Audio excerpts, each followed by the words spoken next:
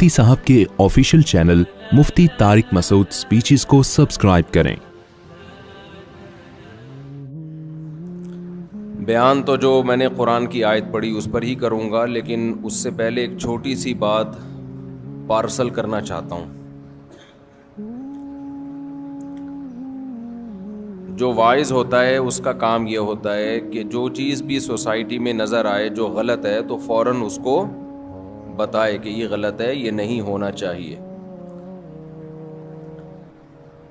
میرے اب سفر چونکہ بہت زیادہ ہو رہے ہیں، ایک چیز پر پہلے بھی میں بیان کر چکا ہوں۔ دیکھیں، رسول اللہ صلی اللہ علیہ وسلم نے فرمایا المسلم من سلم المسلمون من لسانہ و یدہ، کہ مسلمان وہ ہے جس کی زبان اور ہاتھ کے شر سے دوسرے مسلمان محفوظ رہیں۔ آواز سب کو صاف آ رہی ہے پیچھے؟ جی ہاں، صاف آواز نہیں ہے جی، سائڈ تو ہے ہی نہیں۔ ادھر آ رہی ہے آواز؟ ادھر نہیں آ رہی تھی، مجھے خود نہیں آ رہی تو آپ کو کہاں سے آ رہی ہو؟ آواز گونج رہی ہے میرے کانوں میں۔ تو آپ صلی اللہ علیہ وسلم نے ارشاد فرمایا کہ مسلمان وہ ہے جس کی زبان اور ہاتھ کے شر سے دوسرے مسلمان محفوظ رہیں۔ ہم بہت دفعہ ایسا کرتے ہیں کہ جب بھی کوئی حدیث ہم سنتے ہیں تو ہم اپنے مطلب کے حساب سے اسے ڈھالتے ہیں، اپنے کلچر کے حساب سے اسے ڈھالتے ہیں، یہ نہیں دیکھتے کہ حدیث کا منشا کیا ہے، حدیث کا اصل مفہوم کیا ہے۔ میں اکثر ایک مثال دیتا ہوں اس کی۔ قرآن میں اللہ تعالیٰ نے فرمایا تباہی بربادی ہے ان لوگوں کے لیے جو ناپ تول میں کمی کرتے ہیں، جب اپنا حق لینے کی باری آتی ہے تو پورا حق لیتے ہیں، جب حق دینے کی باری آتی ہے تو ڈنڈی مارتے ہیں۔ فوراً ہمارا دماغ جائے گا پیاز ٹماٹر والوں کی طرف، اپنی طرف کسی کا دماغ بولو نہیں جائے گا کہ ناپ تول۔ حالانکہ مطففین کا جو اصل مفہوم ہے وہ صرف ناپ تول میں کمی نہیں ہے، لیکن ترجمہ ایسا کیا جاتا ہے عام طور پہ۔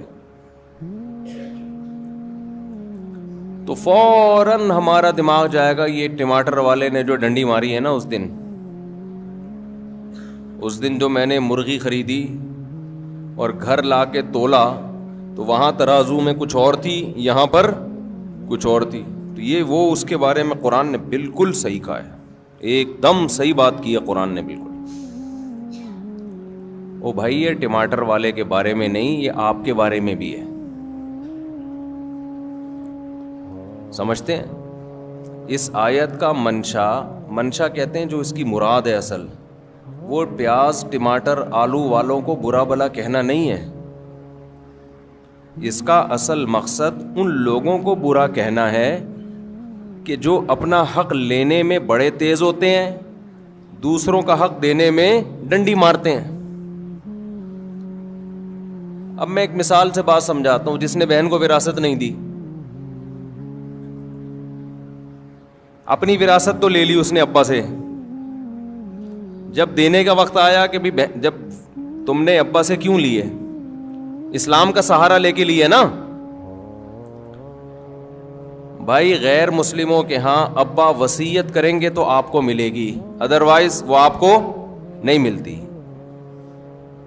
اسلام میں یہ ہے کہ ابا نے وصیت کی ہو یا نہیں کی ہو، بلکہ غلط وصیت بھی کر دی نا کہ میرے بیٹے کو نہ ملے، پھر بھی کس کو ملے گی؟ بیٹے کو ملے گی۔ یہاں جتنا لبرل طبقہ ہے نا سارا اسلام قبول کر لیتا ہے ایسے موقع پہ۔ یہاں ہمارا جتنا لبرل طبقہ ہے نا جو اسلام کو نہیں مانتا، وراثت لینے میں سارے اپنے آپ کو کیا شو کرتے ہیں کورٹ میں کہ میں مسلم ہوں۔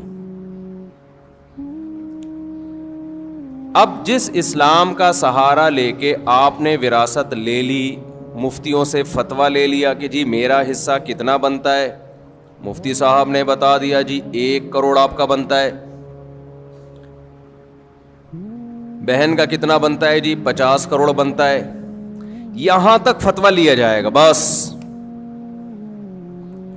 اگلا فتویٰ یہ لینا تھا کہ بہن کو میں کب دوں, کیا فوراً دینا لازم ہے میرے اوپر. اکثر ہم نے دیکھا یہ والا فتویٰ لوگ نہیں لے رہے ہوتے. تو فوراً دینا لازم ہے نا اس کو. اب گھر تو بکے گا 20 سال کے بعد, تو 20 سال تک تو اس کو تو بڈھی ہو جائے گی.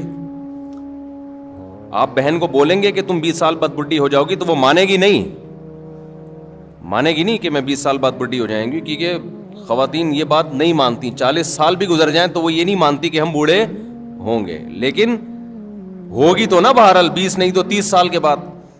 تو بڑھاپے میں جب آپ اس کو وراثت دیں گے تو اس کا کیا کرنا ہے اس نے, وہ تو بچوں کے کام آئے گی نا. اس بچوں کے لیے تو شریعت نے اس کے مرنے کے بعد وراثت رکھی ہے. پھر اس کے بچوں کو ملے گی جب وہ بوڑھے ہو جائیں گے, پھر ان کے بچوں کو ملے گی جب وہ, تو فائدہ کون اٹھائے گا بھائی اس سے. تو ہمارے ہاں ایک بہت بڑا طبقہ ایسا ہے جو اپنا حق لینے میں کس کا سہارا لیتا ہے, اسلام کا حق دینے میں کلچر کو بنیاد بنایا جاتا ہے. بھی کلچر ہمارا یہ ہے, کلچر ہمارا یہ بھی, ضرورت کیا ہے. تو وراثت میں پھر کس کو بیس بنا لیں گے, ضرورت کو. کہ بہن کو ابھی ضرورت نہیں ہے, ضوابط پورے تجوید کے ساتھ ادا کرتے ہیں, ضرورت نہیں ہے. ایک اور مثال دے دیتا ہوں. یہ مثال انٹیوں میں پائی جاتی ہے. خواتین کو شکایت ہوتی ہے بھائی میاں جو ہے ہمارے حقوق ادا نہیں کر رہا. بالکل صحیح شکایت ہے. اگر وہ خرچہ نہیں دے رہا ہے, نان نفقہ نہیں اٹھا رہا ہے, جیسا خود پہنے ویسا اپنی زوجہ کو پہنائے, یعنی ویسا کا مطلب جس اسٹینڈرڈ کا لباس خود پہنتا ہے اسی اسٹینڈرڈ کا, بولو نا, اب بول نہیں رہے, دیکھا نا آپ نے, اپنے خلاف بات جا رہی ہے. بیگم کو وہی اسٹینڈرڈ, جی جی جی جی جی. خیال کا لفظ نا مبہم ہے, وہ ہر آدمی کہتا ہے میں تو خیال کرتا ہوں, تو اس لیے میں خیال کو نہیں, پوری تھوڑی ڈیٹیل بتاتا ہوں. جس اسٹینڈرڈ کا خود کھاتا ہے اسی اسٹینڈرڈ کا زوجہ کو کھلائے. ایسا نہیں ہے کہ خود پیزے برگر پھوڑ رہا ہے جا کے اور اس کو مسور کی دال پہ ٹرکھایا ہوا ہے. تو یہ سارا اسٹینڈرڈ, اس کا جو لیونگ اسٹینڈرڈ ہے وہ آپ کے لیول کا ہونا چاہیے, جو آپ کا اسٹینڈرڈ ہے. تو یہ ذمہ داری کس نے لگائی ہے بھائی, بولو نا. اسلام نے, اہل مغرب نے یہ ذمہ داری مرد پہ نہیں لگائی ہے. ہماری خواتین شکایتیں کرتی ہیں کہ میاں حقوق ادا نہیں کر رہا, یہ نہیں کر رہا, وہ نہیں کر رہا. بالکل صحیح ہے بھائی, اس کے باپ کو بھی کرنا پڑے گا. یعنی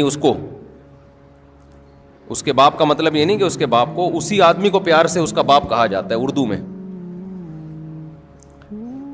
آج ہر آدمی اپنا باپ خود ہی ہے نا آج کل. لیکن یہی انٹیاں جب شوہر ان سے کہتا ہے کہ آپ میری مرضی کے بغیر گھر سے مت نکلو, بیگم جب کہیں جاؤ تو مجھ سے پرمیشن لو. صرف اطلاع دینا کافی نہیں ہے, شوہر کی پرمیشن کا ہونا ضروری. اسلام عورت کو باؤنڈ کرتا ہے کہ جب اس کی شادی ہو گئی ہے. اب آپ کہو گے مصعب کیا قومی ترانے سنانے لگ گئے ہیں. میں تھکا ہوا ہوں بھائی, میں ابھی سفر سے آیا ہوں, رات میرا بیان تھا اتنا لمبا پنجاب میں, تو جب میرا بہت زیادہ لمبا بیان تھا, رات بھر سویا نہیں, پھر صبح کی فلائٹ تھی, تو پھر یہ سر لگانا پڑتا ہے تاکہ میں بولتا رہوں, سمجھ رہے. تو انٹیاں جو ہیں وہ شکایت کرتی ہیں میاؤں کی کہ یہ ہم پہ روب جماتے ہیں, ان کو کیوں بتائیں ہم باہر جانے سے پہلے. کیا الٹی باتیں بھی شروع ہو جاتی ہیں, کیا میں کوئی فلم دیکھنے جا رہی ہوں. بعض دفعہ میاں کو محبت اتنی ہوتی ہے, بیگم کہیں جا رہی ہوتی ہے, ونس اپون اے ٹائم ایسا ہوا کرتا تھا, اب تو اس طرح آج کل اس طرح کی اطلاعات آ نہیں رہی ہیں. میاں کہہ دیتا ہے کہ آپ نہیں جائیں, میں ابھی گھر میں ہوں, میں چاہتا ہوں کہ آپ گھر میں رہیں. بیگم کہنی نہیں, میں اپنی اماں کے جا رہی ہوں یا کہیں بھی جا رہی ہوں. تو اسلام ایسے موقع پہ بیگم کو سپورٹ کرتا ہے یا میاں کو؟ میاں کو. سمجھتے ہو کہ نہیں سمجھتے؟ یہاں خواتین کہتی ہیں کیوں بھائی ہم کوئی غلام ہیں؟ کل میں نے رات ایک پنجاب میں ایک بہت بڑے بورڈ پہ دیکھا ہم کوئی غلام ہیں. تو خواتین نے بھی یہ لفظ سیکھ لیا ہے ہم کوئی غلام ہیں جو ہم بتا کے جائیں. ہے بھائی ہم کیوں بتائیں کسی کو؟ تم کون ہوتے ہو پوچھنے والے؟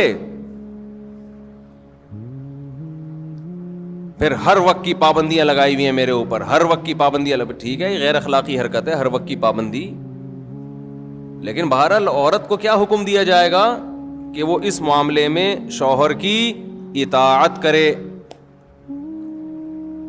آج کل جیسے مردوں نے حقوق ادا کرنا چھوڑ دیے تو خواتین بھی بہت ساری لبرل ہوتی جا رہی ہیں, وہ میاں کو بتانا ضروری نہیں سمجھتی. ایسے بھی کیسز آتے ہیں میاں صاحب کہہ رہے ہیں بھائی ان سے نہیں بات کیا کرو, اس سے نہیں جی تم کون ہوتے ہو روکنے والے. تو بھائی جب آپ میاں سے اپنے حقوق لے رہی ہو کس کے نام پہ؟ اسلام اس کو پابند کر رہا ہے, سمجھ لیں آپ. اسلام کے علاوہ کسی کا باپ بھی شوہر کو پابند نہیں کر سکتا, خوب سمجھ لو. اور اسلام کی پابندی اگر نہ ہو تو کوئی بھی زوجہ کے حقوق ادا نہیں کرے گا, قانون کروا ہی نہیں سکتا. پھر یہ ٹاپک چینج ہو رہا ہے, کیا کریں یار. میں خواتین کو بتا رہا ہوں اسلام کی قدر کرو. یہ جو میاں پاکستان میں اور اسلامی ملکوں میں میاں جو خرچہ کرتے ہیں نا بیگموں کے اوپر, جو حقوق ادا کرتے ہیں, یہ اسلام کی وجہ سے کرتے ہیں, یہ گورنمنٹ کے لا کی وجہ سے نہیں کرتے. لا میں اتنی طاقت نہیں ہے کہ حقوق ادا کروا دے. گوروں نے کتنے زبردست لا بنا کے مسلط کیے, انہوں نے بھی بالآخر ہتھیار ڈال دیے کہ بھئی قانون کے ذریعے شوہر عورت کے حقوق ادا کرے, یہ پاسبل نہیں ہے.